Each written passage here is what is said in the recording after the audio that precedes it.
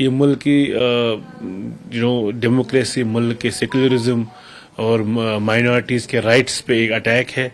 और यकीन हम मानते हैं इस चीज़ का कि ये मुसलमान हमेशा मान के चलेंगे कि ये मुल्क के मुसलमानों के साथ एक बहुत बड़ा खिलवाड़ था, एक बड़ा धोखा था, ये जो कल वक्फ बिल पास हो गया वहाँ।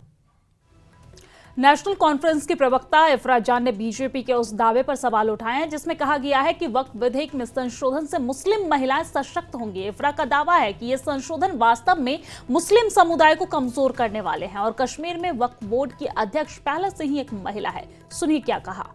जो बीजेपी का एक डिसएम्पावरमेंट, मुस्लिम कम्युनिटी को लीगलाइज तरीके से डिसएम्पावरमेंट करने का जो इनका सिलसिला चल रहा है, इसमें ये जो बंदूक है ये मुसलमान औरतों के कंधे पे चलाते हैं। ये बहुत वक्त से हो रहा है। इन्होंने बोला आर्टिकल 370 हटेगा तो यहाँ की औरतें जो हैं, यहाँ की महिलाएं जो हैं वो एम्पावर हो जाएंगी। कौन सी महिला यहाँ एम्पावर हुई? Am I empowered after Article 370? No. In fact, मेरी empowerment तब होती थी जब यहाँ पे लोगों की political empowerment थी। आप एक community को disempowerment करके ये नहीं कह सकते हम एक community के उस फर्द को empower कर रहे हैं। ये एज अ कम्युनिटी मुस्लिम्स को डिसएम्पावर किया जा रहा है और उसमें ये बंदूक जो है फिर से आज हमारे कंधे पे चला रहे हैं। The same old playbook that they have, the same old tricks that they use. I am talking not only as a National Conference spokesperson today, but also as a Muslim woman. Let me break it down for you. They're saying कि now two women or now women can also be a part of these bodies. Already there was a provision in many state boards, in many central Waqf councils that two Muslim women minimum have to be a part of these boards and have to be a part of these councils. 2 was the minimum number of women. There could be more also. So the idea was 2 तो होनी चाहिए. In fact, in Jammu and Kashmir also आप देखते हैं कि यहाँ पे भी जो हमारी एक हेड है वक्फ की, she is also a woman.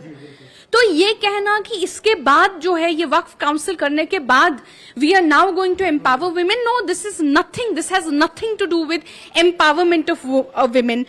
And the irony is Saroj Saab, the irony of the whole situation is that it is coming from a political party that has 0 Muslim women MPs. I mean, if you had a Muslim woman MP, at least इतने सारे MPs में एक होती तो I would have said कि चलो ठीक है। A political party with 0 Muslim MPs has the gall, has the audacity and has the timidity to actually speak on our behalf and say आप लोगों के लिए हम कर रहे हैं। This is mere tokenism, this is not even tokenism. Tokenism में तो you at least get something, this is not even tokenism, these are blatant lies. Do not talk about Muslim women. जो आप disempowerment कर रहे हैं, we are not on your side and none of this, we will not allow you to do this in our name. NC नेता हसनैन मसूदी ने वक्फ संशोधन विधेयक को लेकर केंद्रीय मंत्री किरेन रिजिजू के दावे को खारिज कर दिया है। मसूदी ने कहा है कि ये विधेयक धर्मनिरपेक्ष भारत में रहने वाले मुसलमानों और अन्य समुदायों के बीच और अधिक विभाजन पैदा करेगा।